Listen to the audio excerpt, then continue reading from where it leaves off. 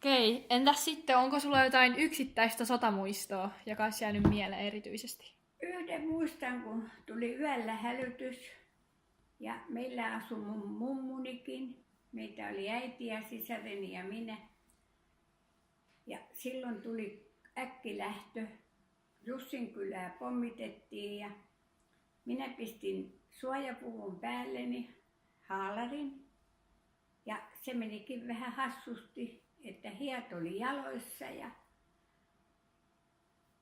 sitten ne jotka piti olla jaloissa, niin ne oli hihoissa, että olin aika humoristisen näköinen. Ja isäni tuomat tuohivirsut oli jalassa ja oli kova pakkanen. Joo, Ja sotahan ei, kun se loppui, niin senkin jälkeen oli kaikista kova pula. Ei saanut kankaita, ei mitään, että oli kortilla vielä, että 50-luvullahan kortit vasta meni niin. pois. Joo. Silloin kulki tämmöiset, jotka kauppas matkalaukussaan kankaita. Ja niiltä sitten saatiin ostettua, jos oli rahaa ja oli mahdollisuus. Mutta kaupassahan ei niitä pahemmin ollut. Niin. Mites, pitikö teillä aina olla joku suojapuku ja mistä te saitte ne suojapuvut? Äitini teetti semmosesta ruskeasta sarasta mulle suojapuvun. Meidän talossa oli semmoinen ompelija, joka teki. Ahaa. Okei. Eli kaikilla ei välttämättä ollut? Joo, hän teki vielä sitten, kun oli kevätjuhla tai joulujuhla, niin hän teki aina sisarelleni ja mulle, jos äiti sai kankaa. Niin.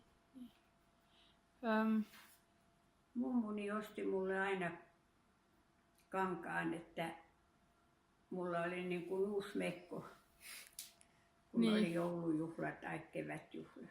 Joo. Miten sitten, että miten se suojapuku sitten suojasi, että oliko siitä jotain hyötyä? Ei, kun oli kova pakkanen. Ai siltä pakkaselta? Silloinhan oli kova pakkaset. Silloin täytyy olla jotain päällä. Eli se ei ollut sitä sotaa varten. Eli se suojapuku ei ollut sitä sotaa varten? Ei, vaan se oli ihan tavallinen suojapuku, mitä käytetään Eli se oli nykyäänsäkin. Toppahaalari. Niin. Ei se ollut toppahaalari, vaan se oli semmoista ruskeata sarkaa. Okei. Ei silloin ollut näitä hienouksia, että vanu olisi ollut. Niin. Eli oli kylmä pakkanen. Silloin oli 30 ylitse 40 pakkaset. Oho. Niin.